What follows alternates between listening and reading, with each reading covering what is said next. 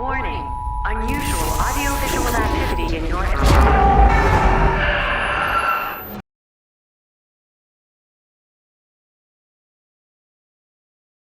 What are you doing? What do you mean? They're not coming for another 3 months. Oh, so I don't have to worry about being quiet from now until August? No. We have our first IP house for Halloween Horror Nights 2024, and if you couldn't guess already, it's A Quiet Place.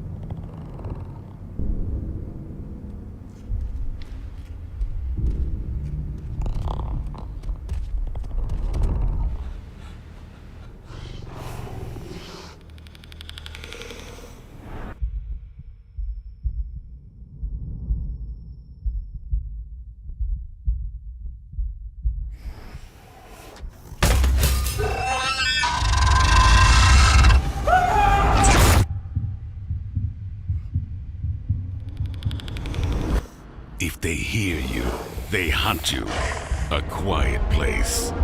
Only at Universal Halloween Horror Nights, where horror lives. So the house is going to be based off of the first 2 movies, and they describe it as silence your screams if you want to survive the terrifying post-apocalyptic world. Like the Abbott family, you must keep quiet as you travel from the farmhouse to the woods to the foundry. As soon as you make a sound, monstrous creatures who can hear the slightest sound will hunt you down and silence you for good. Now, you don't have to be like me and be quiet from now until the first day of Halloween Horror Nights, but I am very interested to see how they do this house. Will it be like super quiet, and because everybody's screaming, the creatures are gonna be coming after everyone? This is gonna be really, really good. I was hoping that the rumors were true on this because I really enjoy the Quiet Place films, and they have the prequel that's coming out in this month, I believe. I believe it's coming out at the end of June. So even though the house isn't going to be based off of the new movie, it's going to be based off of the first 2 with Emily Blunt and John Krasinski. I'm super excited. So there it is. We have our 7th house. We have 3 more to go. Obviously, still heavily rumored that the Ghostbusters is going to be one of them, and then we'll have 2 more after that. So we almost have the full lineup for this year's HHN. Now, just like any time we get a house announcement, we stop over here at the Five and Dime to check out the new merchandise, and they do have some things for A Quiet Place. And here we go. Right when you come in the store, the main display has now been rethemed to A Quiet Place.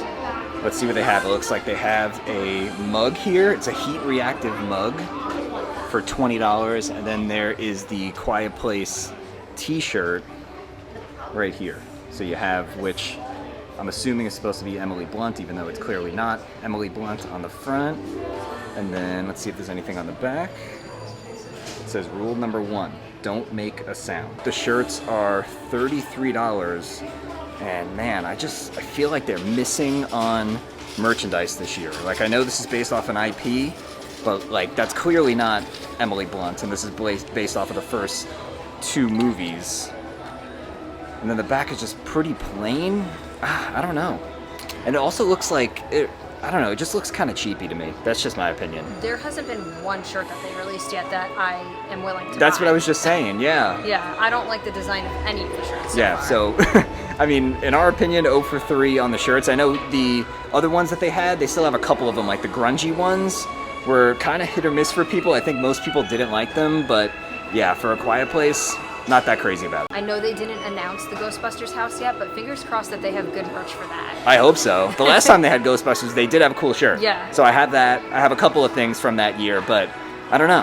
I know. Fingers crossed they come out with some better stuff. And across the street, they added a couple of things in front of the Tribute Store. The Tribute Store Plaza, they have the phone booth from Bill and Ted. You can see the umbrella up at the top. There's a little notice on the front. It says, sorry, this payphone is out of order. There's a couple of things here on the inside. One of them is the note from Marty McFly to Doc Brown. Do not open until 1985. This is the note that he is trying to give to Doc to save his life. They also have 2 new bulletin boards with some things on it. Let's see if we can find any little Easter eggs. They have one for the Mega Movie Parade.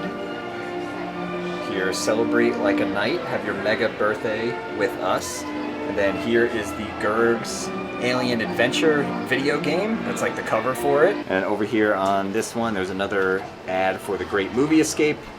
You have the Mr. Tape Rewind Club. And then down here, there's a bunch of business cards. You can see Biff's automotive detailing from Back to the Future, Dr. Brown Enterprises, Louis Tully, certified public accountant. Of course, that's from Ghostbusters. You have Martin Brody's Chief of Police business card from Jaws. Today is actually Universal Studios' 34th birthday too. It opened 34 years ago on today. And if Universal Studios or like theme park history is something that you're into, we have 2 videos on the channel that do a really deep dive into the history of this park. I'll leave those up in the corner and down in the description. Back over by SpongeBob Store Pants, this used to be the Kid Zone Pizza Company. It's been since painted to kind of look like I guess a sky. To me, it looks like a sky. You have the blue with the white clouds. We'll see if this becomes the Kid Zone Pizza Company again, or if this gets rethemed into something else, but the only thing I'm concerned about is where will the pizza fries be during HHN. As long as the pizza fries are back here, that's all I care about. And just a heads up, DreamWorks Land is currently in technical rehearsal. It opens to the public on June 13th, but if you're here between now and then, you can experience it in rehearsal. What that means is not everything may be operational or available, but it is open. Donkey's out there meeting right now. Okay, on today's What is the Baby Craving? I got a Coke and cherry slushie. Look at that. I've been wanting one of these, and every time we find like the machine, they either don't have Coke or they don't have cherry, and it has to be Coke and cherry, because cherry Coke's my favorite. We came over by the old Fear Factor stage, most recently the Nightmare Fuel stage for Halloween Horror Nights, and wanted to talk a little bit more about this year's event. Horror Night Nightmares released a version 3 of the speculation map, and like I said, we already know most of what's coming already. Universal announced all of the original houses. We now know that A Quiet Place is coming, but that still leaves 3 more spots. So we have houses 8, 9, and 10 that need to be announced, and according to the spec map, it looks like it's going to be Insidious, which would be the Blumhouse property. It looks like it's going to be Ghostbusters, specifically Frozen Empire, because you can see that the Cadillac logo has the icicles hanging off of it. And then the third IP would be the either Bride of Frankenstein house or all-female Universal Monster house. Now, I thought to myself, how many female Universal monsters are there other than the Bride of Frankenstein? And there's actually quite a few. So some of the characters we might see in the all-female house could be the Brides of Dracula, of course, the Bride of Frankenstein. There was also the Daughter of Dracula. Also in 1940, there was the Invisible Woman. And in 1946, there was She-Wolf of London. And in 1948, we met Dr. Sandra Mornay in Abbott and Costello Meet Frankenstein. So there's definitely enough characters where they can do an all-female house, and I actually think that would be pretty cool. I loved the Monsters house last year because the Hunchback got a little bit of, I don't want to say screen time, but house time. The Invisible Man was in there, and those are some of like the lesser Universal monsters. Everybody thinks of Frankenstein, Dracula, the Mummy. So whenever they kind of have some of the secondary characters or the ones that aren't as prominent as like the top ones featured, I always like that. So if they put some of those female characters in there, I think it could be a pretty good house. The Monsters house is always a top-notch house, so I'm excited. So it seems like we're gonna have Insidious, which would be the Blumhouse house, Ghostbusters, and the all-female Universal Monsters house to round out the 10 houses. So we don't know for sure about the scare zones yet, but according to the spec map, there might be some sort of like Day of the Dead scare zone, which I feel like would be really cool. If they did it right, that could be really cool.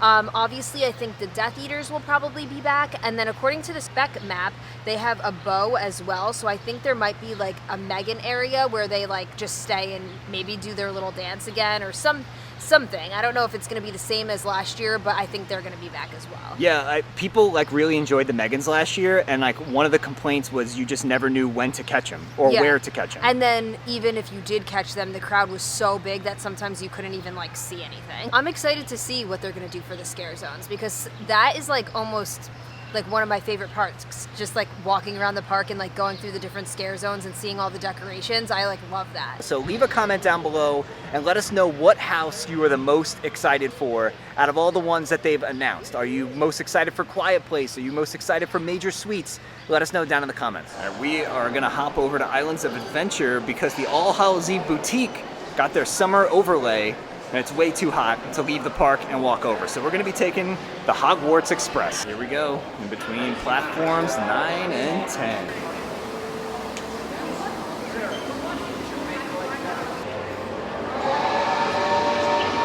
And just like that, we made it to Hogsmeade.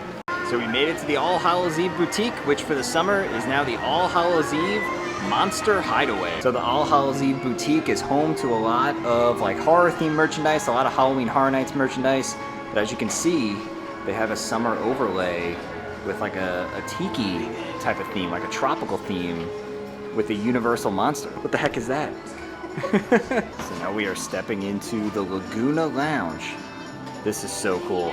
They always do an incredible job with this, and like, it's not even something they even have to do. They just do it anyway. Look at the mummy.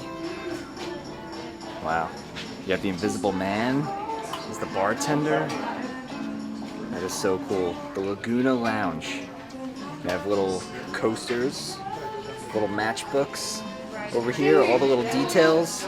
Here's the different drinks they have on the menu. Have all the different Universal monsters spread throughout the store. Look at the creature from the Black Lagoon. It's got a nice little jacket on. Lay. You got Frankenstein, the Wolfman. Wolfman's playing the drums. Frankenstein on the guitar. I found little Boo. Oh yeah, there he is. He's in the glass case. He's not for sale. They have all the different tiki mugs in here. There's a little Boo, Invisible Man, Frankenstein, Invisible Man. There's the creature over there. Missed opportunity to not sell the little Boo one. I Yeah. feel like those would fly off the shelves. I would absolutely buy these. Universal, if you sell a little Boo tiki cup, I guarantee you people will buy them.